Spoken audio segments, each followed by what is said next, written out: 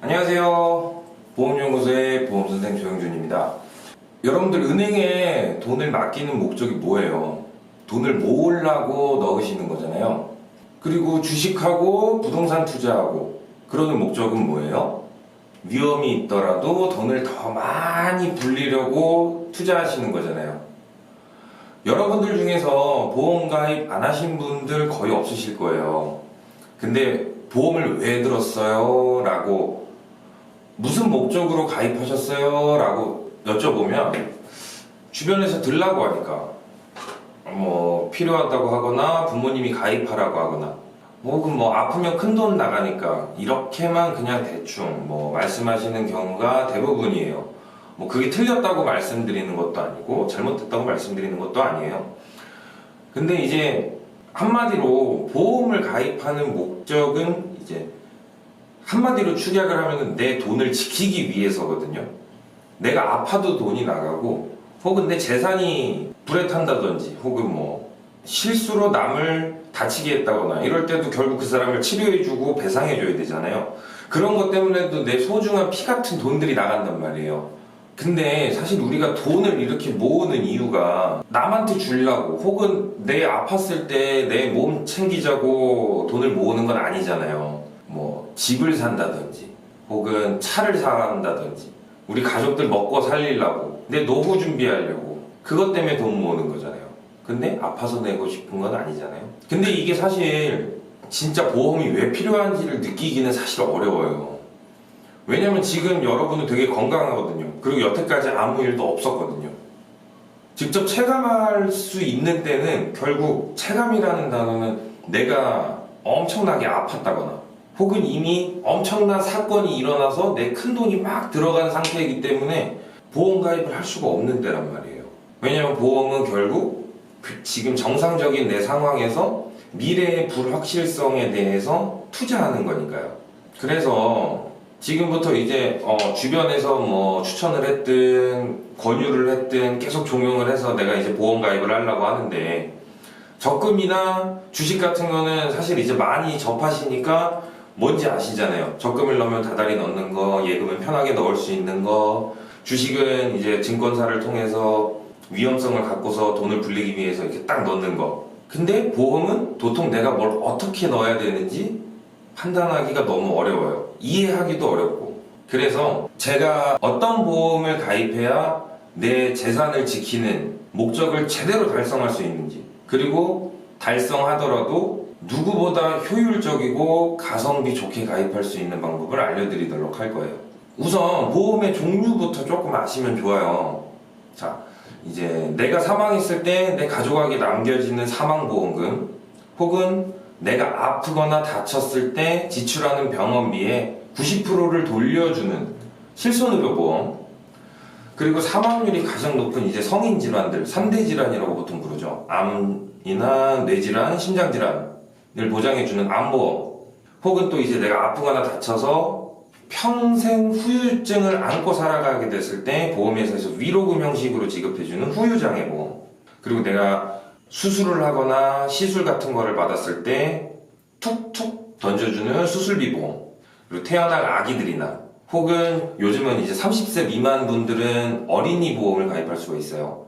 혹은 그 아래 10대도 가입할 수 있는 어린이 보험, 이제 자동차 사고로 생길 수 있는 내가 사람을 크게 다치게 했다거나 혹은 사망을 하게 했을 때 형사적인 처벌로부터 나를 보장받는 운전자 보험, 내가 일상생활 중에 남에게 인적인 혹은 물적인 피해를 줬을 때 배상해 줄 수 있는 배상책임보험, 자동차를 사서 소유하고 있으면 무조건 가입해야 되는 의무보험인 자동차보험, 불이 났을 때 가장 큰 재산 중에 하나가 부동산이잖아요. 집 같은 거.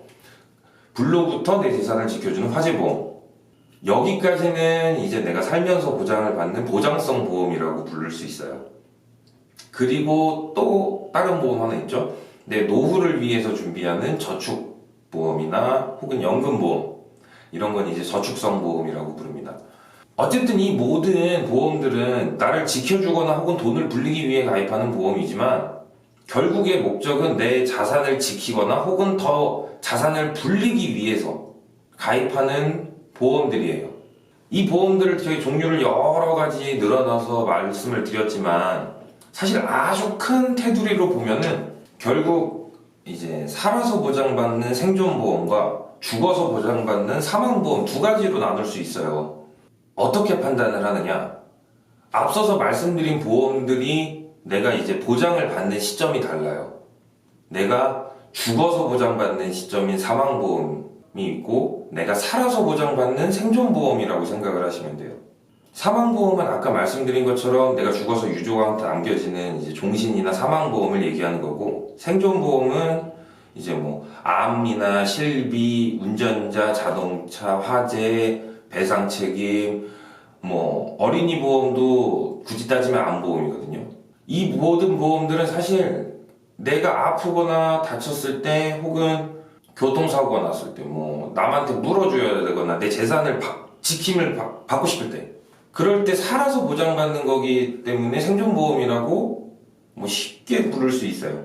연금저축보험은 저축보험이니까 나중에 다시 다뤄드릴게요. 자, 그러면 사실 대부분의 사람들이 가입하고 싶은 보험은 사망보험보다는 생존보험에 더 치중이 되어 있으실 거예요. 왜냐? 내가 일단 살아서 치료를 받아서 내 생활, 내 인생을 살아가야 되니까. 그러면 앞서 말씀드린 생존보험은 다 준비하려면은 보험을 굉장히 여러 개를 들어야 된다는 얘기가 들리시잖아요. 근데 사실 보험 상품은 뭐 적금이나 예금, 주식 종목들처럼 하나하나씩 정해져 있는 기성품이 아니에요. 상품명은 똑같을지언정 그 안에 구성물을 어떻게 조정하느냐에 따라서, 어떻게 튜닝을 해놓느냐에 따라서 같은 상품, 같은 보험료라도 보장이 달라져요. 쉽게 말하면 핸드메이드 상품이라고 보시면 되거든요. 예를 들어 내가 수술비 보험을 가입하고 싶다. 그 수술비 보험 가입하고 싶으셔도 아마 상품 이름은 땡땡 암보험 혹은 땡땡 종합보험 이런 식일 거예요. 근데 그 속에 있는 특약들 중에서 암보장은 다 빼고 온전히 수술 특약만 탁탁탁 넣고서 가입을 하면 수술비만 보장받는 수술비 보험이라고 부를 수 있어요. 만약에 후유장애만 보장받고 싶다. 수술비 빼요. 진단비 빼요. 다 빼고 후유장애만 넣으면 후유장애 보험이 되는 거예요. 근데 보통 이제 암보험을 가입하게 될 때 암 진단비, 뭐 뇌질환, 심장질환, 거기에 수술비, 후유장애, 거기에 뭐 배상 책임, 이런 특약들이 한꺼번에 그 상품 안에 다 들어갈 수 있고 금액적인 차이가 그렇게 크지 않기 때문에 결국은 암보험을 하나 가입할 때 수술비, 후유장애, 진단비, 배상 책임, 이 모든 대부분의 특약들이 다 하나로 뭉쳐져서 가입을 하게 돼요. 그러면은 보험회사는 진짜 엄청나게 많은데 제가 다루는 회사만 해도 30개가 넘어요. 그러면 보험사는 어디로 가입을 해야 되냐? 살아서 보장받는 생존보험은 모두 다 손해보험사로 가입하면 된다고 생각하시면 돼요. 이미 보험이 많아서 생명보험회사로 가입하는 뭐 그런 예외적인 상황을 제외하고서는 그냥 무조건 다 손해보험사, 사망보험금은 생명보험사로 가입하시는 게 맞아요. 왜 생존보장을 손보사로 가입하느냐? 첫 번째로 보장의 범위가 훨씬 커요. 두 번째로 보장의 범위가 크다는 거는 보장 가능성이 훨씬 높아진다는 얘기예요. 근데 오히려 보험료는 더 싸게 가입할 수 있어요. 이건 왜 그러냐면은 의무부가 특약이라는 내용 때문인데 그거는 이제 다음 편에서 준비를 해드릴 거예요. 자, 그러면 이제 우리는 아주 큰 틀에서 어떤 상품을 손해보험사로 준비할지, 어떤 상품을 생명보험사로 준비할지에 대해 알게 된 거예요. 제가 지금 말씀드린 것처럼 생존보장은 손해보험사, 사망보장은 생명보험사, 이렇게만 준비를 해도 성공률이 100%라고 치면은 50%는 성공한 거예요. 정말 거짓말 하나도 안 치고. 이거는 제가 바로 다음 편에서 손해보험사로 건강보험을 준비해야 되는 이유를 설명드리도록 할게요. 앞으로의 내용이 궁금하시면 좋아요하고 구독 부탁드릴게요. 감사합니다.